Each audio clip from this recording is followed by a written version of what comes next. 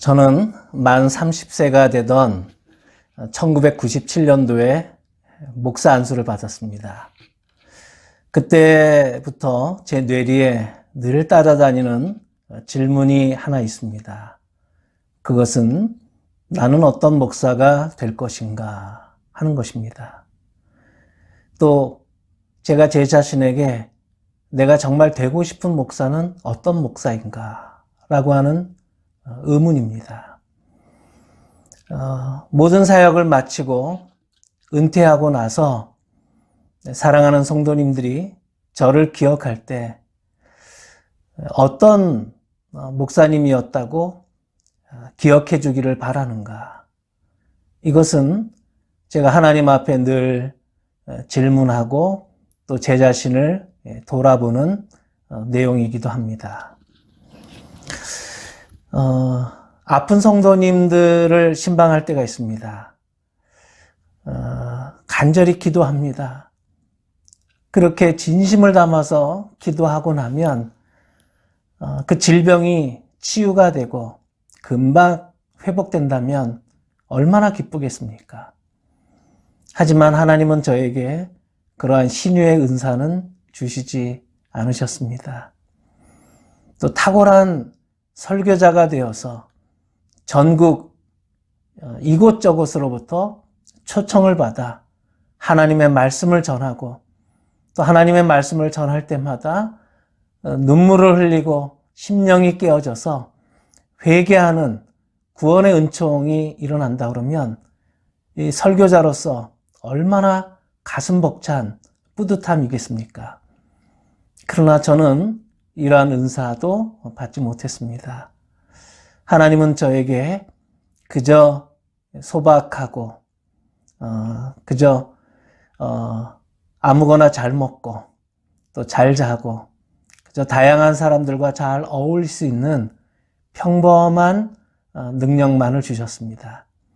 지금 돌아보면 저를 가장 잘 아시는 하나님께서 저에게 꼭 필요한 능력을 주셨다고 믿고 감사합니다.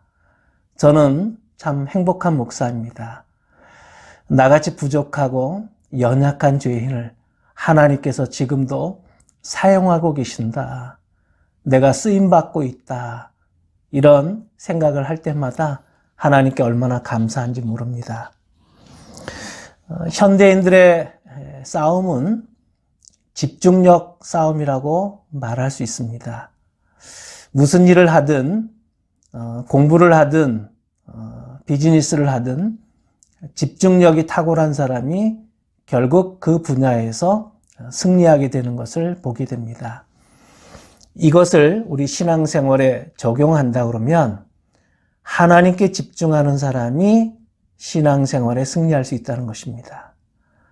만약 하나님께 집중하지 못하고 사람을 의식하거나 사람들의 말이나 평판을 의식하게 되면 결국 신앙생활이 무기력해지고 고난이나 역경을 만났을 때 이겨낼 수 없다는 점입니다.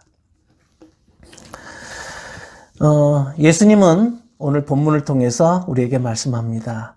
너희들이 자선행위를 하든 아니면 기도를 하든 금식을 하든 어떤 경우든 사람을 의식하고 또 사람에게 칭찬받기 위한 동기로 해서는 안 된다. 남에게 의롭게 보이려고 칭찬을 들으려고 보이려고 라고 하는 표현을 예수님은 5번이나 사용하셨습니다. 근데 이 마태복음 6장 1절부터 18절까지 보면 이와는 대조적으로 은밀한 중에 보시는 하나님, 숨어서 보시는 하나님, 구하기 전에 우리에게 필요한 것을 아시는 하나님, 이런 표현을 6번이나 예수님은 반복적으로 사용하셨습니다. 이것은 예수님께서 우리에게 신앙생활을 바르게 하려면 늘 하나님을 바라보고 하나님을 의식하고 하나님께 집중하는 사람만이 구원의 은총 또 삶의 놀라운 은총을 입을 수 있다는 것을 예수님은 우리에게 가르쳐주고 계십니다.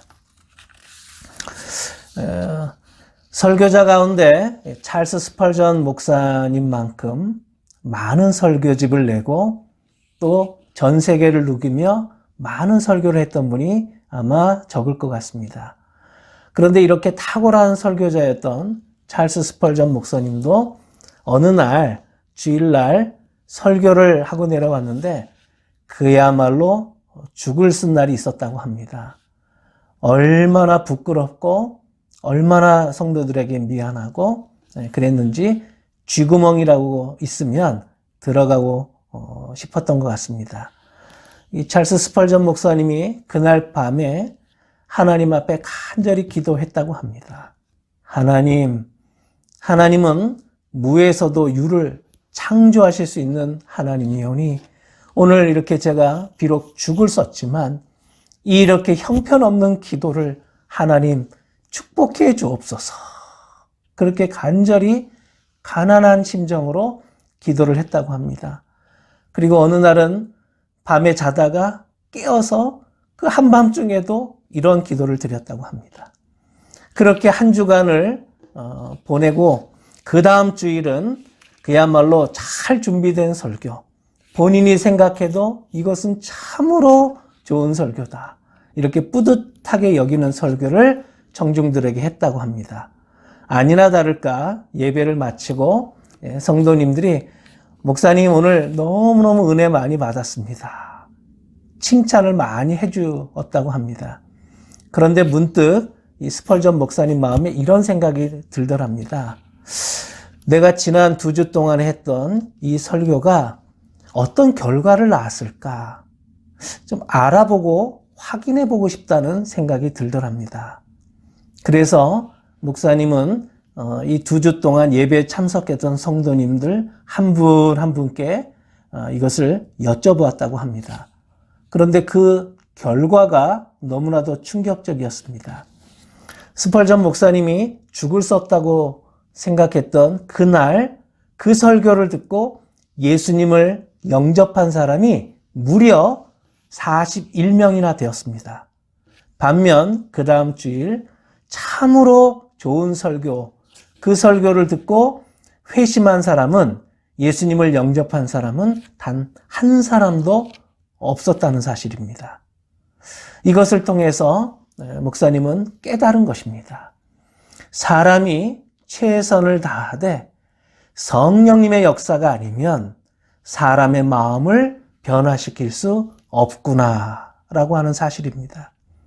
그 후로 더욱더 매 순간마다 사람을 만날 때마다 성령님께 의지했고 자기 자신의 어떤 능력이나 경험에 의지하지 않을 수 있었다고 합니다.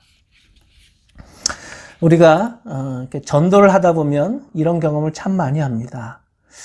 그 해마다 청년들을 데리고 그 IT에 가서 이렇게 전도를 하다 보면 청년들이 의료 선교나 뭐 고아원 사역보다 전도하는 날 가장 어렵다고 이야기들을 합니다. 왜냐하면 한국말로 사형리를 전도하는 것도 어려운데 더구나 서툰 영어로 전도를 해야 합니다.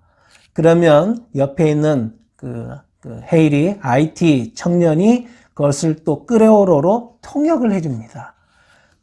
그런데 또 상대방의 반응이 어떨지 너무나도 두렵습니다. 그래서 전도 나가는 날은 새벽 기도 때도 그 어느 때보다 간절히 기도할 수밖에 없습니다. 내 능력으로 할 수 없기 때문입니다. 그런데 놀라운 것은 그렇게 하나님만 의지하고 성령님께 간절히 기도하면 성령님께서 서툰 나의 전도를 통해서도 사람들이 예수님을 영접하도록 마음을 열어주신다는 사실입니다. 참으로 위대하신 하나님이 아닐 수 없습니다. 국제 제자 훈련원에서 그 해마다 한 차례씩 미국 각주에서 담임 목사들을 초청해서 4박 5일 동안 제자 훈련을 시키곤 합니다. 저도 한 10몇 년 전에 국제제자훈련에서 실시하는 그 훈련에 참석한 적이 있습니다. 다른 강의들은 다 기억이 안 나는데 딱 한 가지가 유독 기억이 납니다. 그것은 한 160명 정도의 담임 목사들이 참석한 컨퍼런스였는데 어떤 목사님이 손을 들고 옥하는 목사님께 질문을 했습니다.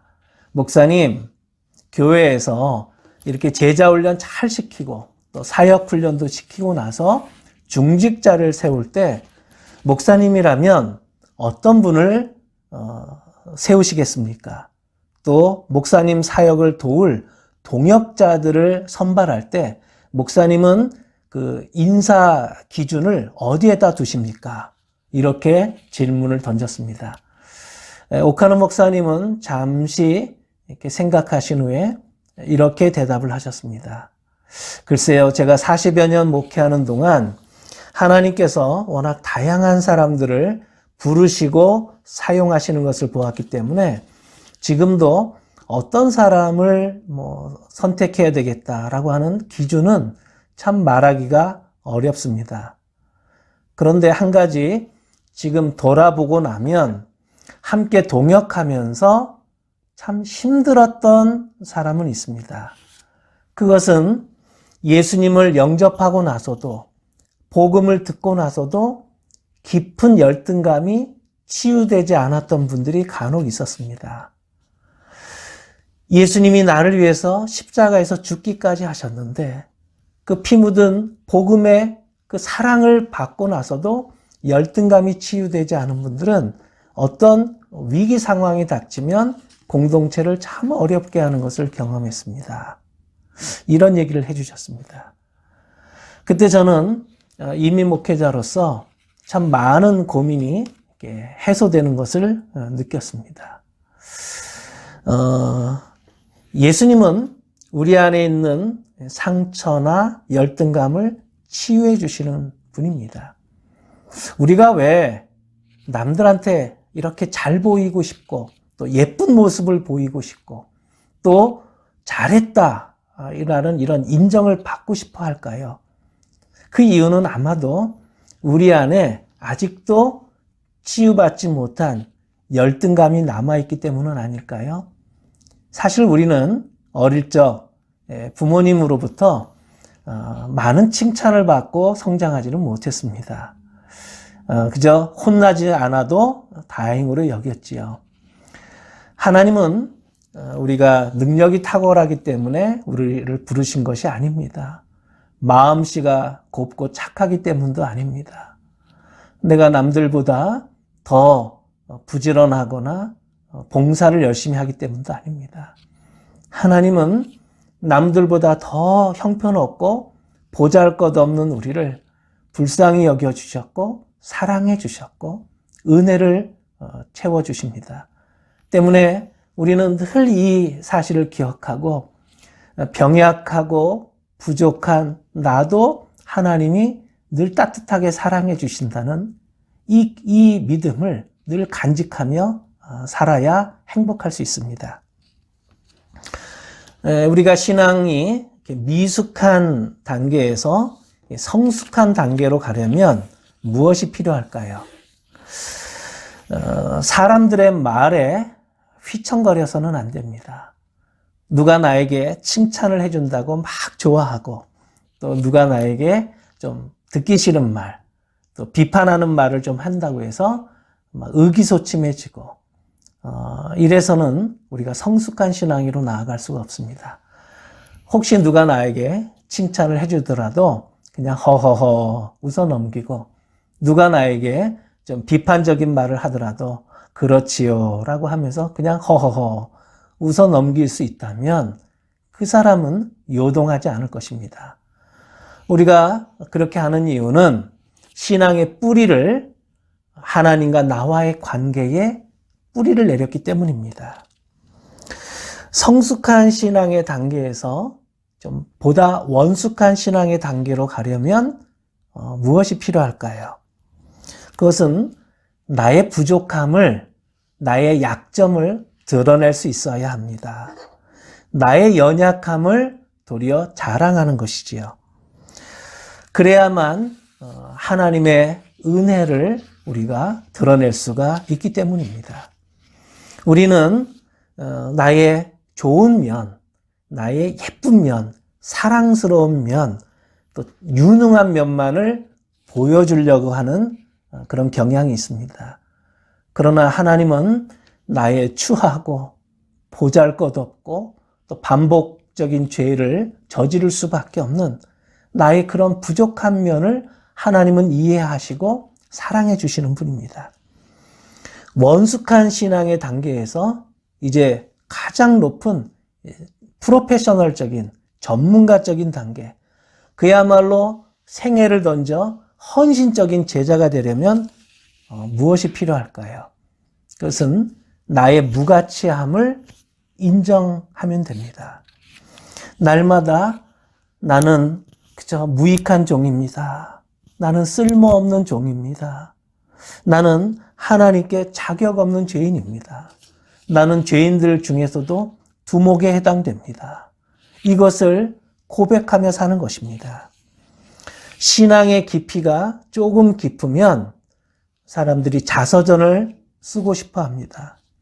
그러나 십자가에 매달려 죽으신 예수님을 더 깊이 이해하게 되고 예수님의 은혜와 사랑을 깨닫고 신앙의 깊이가 깊어지게 되면 참회록을 쓰는 것입니다. 우리가 싼 식당에 가면 생선을 잘라내어 버리지 못합니다. 그래서 찌개에다가 생선 머리부터 꽁지까지 다 담아서 매운탕을 끓여줍니다. 그러나 조금 고급 식당에 가면 생선의 머리와 꼬리를 과감하게 잘라냅니다. 그리고 아예 고급, 최고급 호텔에 가면 갈수록 아주 중요 부위만을 딱 사용하고 미련 없이 잘라내 버립니다. 내 안에 있는 허영심, 허세, 높아지고 싶은 마음, 이것을 하나님 앞에 깨닫고 과감히 잘라내야만 우리가 하나님 앞에 더 순수한 사람으로 설 수 있다는 이야기입니다. 목회자들도 능력 있는 사람이 되고 싶은 유혹을 늘 받습니다. 인정받는 것, 칭찬받는 것, 누구든 좋아하지 않겠습니까? 그러나 이렇게 칭찬이나 사람의 인정을 받고 싶은 마음 혹은 유명해지고 싶은 마음은 대단히 위험합니다. 왜일까요? 그것은 예수님의 정신과 예수님의 사상과 정반대되기 때문입니다. 높아지려는 마음, 유명해지고 싶은 마음을 가지고서는 십자가를 질 수 없기 때문입니다. 내가 나를 내세우고 싶고 나를 높이려고 하는 사람이 어떻게 자기 자신을 부인할 수 있겠습니까? 목회자가 이제 성도님들로부터 신임을 얻게 되면 자신의 마음대로 경영하고 싶은 유혹을 받게 됩니다. 이것은 대단히 위험해지는 것입니다. 주인은 분명합니다. 주인은 사람이 아니라 하나님입니다. 청지기가 교회에서 주인 행세를 하려고 할 때부터 교회는 위기가 시작됩니다. 따라서 우리의 모든 동기는 봉사를 하든 구제를 하든 헌금을 하든 하나님의 은혜에 감사하기 때문에 하는 것이어야 합니다. 금식 기도를 드리는 이유도 내가 하나님께 막 떼를 쓰고 졸라서 내가 절실하게 원하는 것을 하나님으로부터 얻어내기 위함이 아닙니다. 우리가 간절히 기도하거나 금식 기도를 드리는 이유는 내 욕심을 내려놓기 위해서입니다. 하나님은 우리를 변함없이 사랑하십니다. 내가 어떻게 하나님의 사랑을 입을 수 있었습니까? 아무리 생각해 보아도 나에게는 사랑받을 만한 자격이 없습니다. 우리가 마음이 착하기 때문일까요? 성품 때문일까요? 똑똑하기 때문일까요? 아닙니다. 그 누구보다 하나님께서 나를 불쌍하게 여겨주셨기 때문입니다. 우리는 예수님을 통해서 하나님의 이러한 따뜻한 마음, 자비심, 용서를 받았습니다. 이 믿음이 우리를 행복하고 자유롭게 만들어주는 것입니다. 하나님께서 우리에게 원하시는 것은 그냥 진실한 사람이 되는 것입니다. 겸손한 사람이 되면 그것으로 족한 것입니다. 남들이 알아줘도 좋고 못 알아줘도 상관없는 것입니다. 하나님께서 어느 시대나 한결같이 찾으시는 사람은 겸손한 사람입니다. 우리가 남들보다 믿음이 좋아서 또 헌신을 많이 해서 교회 장로가 되고 목사가 된 것은 아닙니다. 우리 삶에서 드러난 어떤 열매나 능력이나 결과보다는 그 사람의 순수함, 동기, 자세를 하나님은 눈여겨보십니다. 하나님의 이러한 은혜를 아는 사람의 특징이 바로 겸손입니다. 세상 모임과 교회 모임은 무엇이 다를까요? 우리가 세상 동창회 모임에 나가면 가장 좋은 명품 핸드백을 이렇게 끼고 나가지 않습니까? 오래간만에 동창회 모임에 나가면 최고급 차를 끌고 나가지 않습니까? 나의 멋진 모습, 성공한 모습을 자랑하고 싶은 마음 때문이죠. 그러나 교회 모임은 다릅니다.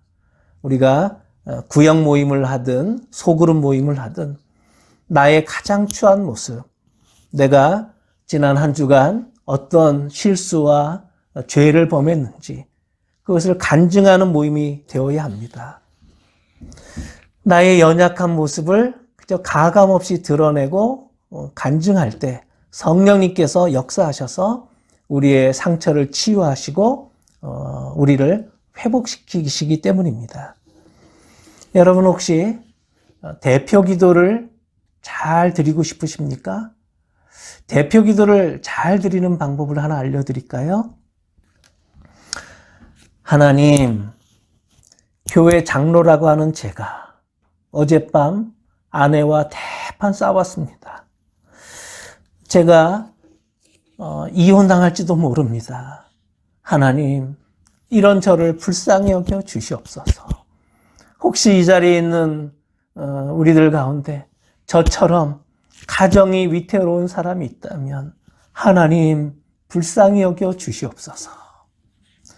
이렇게 솔직한 기도를 드리는 것이 가장 하나님께서 기뻐하시는 기도입니다. 바울이 에베소에서 장로님들과 헤어지면서 고별 설교를 하면서 이런 고백을 했습니다. 사도행전 20장 19절에 나는 겸손과 많은 눈물로 주님을 섬겼습니다. 나는 겸손과 많은 눈물로 주님을 섬겼습니다. 바울이 어떻게 이렇게 일평생 겸손할 수 있었을까요? 그 이유는 십자가에서 나 같은 죄인 때문에 피 흘려 고통받으셨던, 십자가에서 나 때문에 죽으셨던 예수님을 사도 바울이 만났기 때문입니다. 나 같은 죄인 때문에 십자가에서 목숨을 희생하신 예수님, 그 예수님을 인격적으로 만난 사람은 교만해질 수가 없습니다. 내가 아무것도 아니고 나는 그저 복음이라고 하는 물만 주었는데 하나님께서 자라나게 하셨다고 그는 생각했습니다. 그리고 그는 물을 주는 것만으로도 행복했습니다. 하나님이 나 같은 죄인도 사용해 주시다니, 내가 하나님께 쓰임 받는다니, 그는 이 사실만으로도 감사했습니다. 때로 눈물을 흘리면서 교회를 섬길 때도 있었지만 예수님께 받은 사랑을 생각하면 그는 감사했습니다. 예수님은 오늘 본문을 통해서 우리들에게 다시 한번 말씀하십니다. 구제를 하든 봉사를 하든 헌금을 드리든 사람을 의식해서 하지 말아라. 하나님을 생각하고 숨어서 보시는 하나님, 은밀한 중에 우리의 중심을 보시는 하나님, 그 하나님께서 우리를 보고 계시고 듣고 계시고 사랑해 주신다. 예수님은 말씀합니다.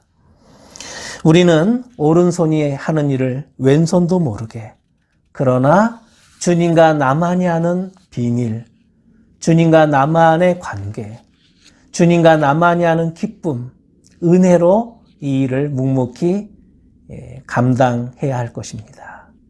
기도하겠습니다. 하나님, 남에게 보이려고 우리는 착한 척을 많이 했었습니다. 사람들에게 잘 보이고 싶어서 위선도 떨었습니다. 하지만 사람을 의식해서 했던 행동들은 결국 우리 마음을 상하게 만들었습니다. 하나님, 나의 체면이나 위신을 먼저 생각하는 저희들을 불쌍히 여겨주세요. 남들이 칭찬을 하든 비난을 하든 아랑곳하지 않고 하나님께서 지금 나를 지켜보고 계신다는 이 믿음으로 묵묵히 행하게 하여 주옵소서.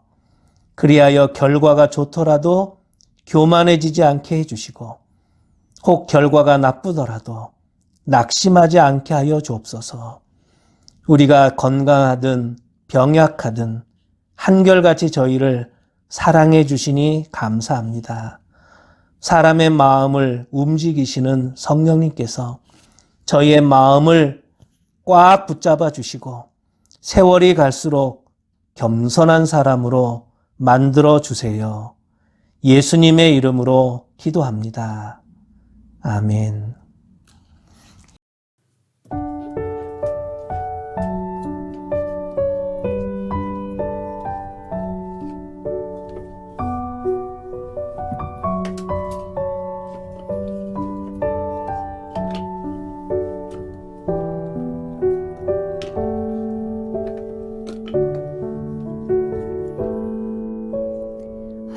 화려하지 않아도 정결하게 사는 삶, 가진 것이 적어도 감사하며 사는 삶, 내게 주신 작은 힘 나눠주며 사는 삶, 이것이 나의 삶의 행복이라오. 화려하지 않아도 정결하게 사는 삶, 가진 것이 적어도 감사하며 사는 삶, 내게 주신 작은 힘 나눠주며 사는 삶, 이것이 나의 삶의 행복이라오. 이것이 행복이라오. 세상은 알 수 없는 하나님 선물, 이것이 행복이라오. 하나님의 자녀로 살아가는 것, 이것이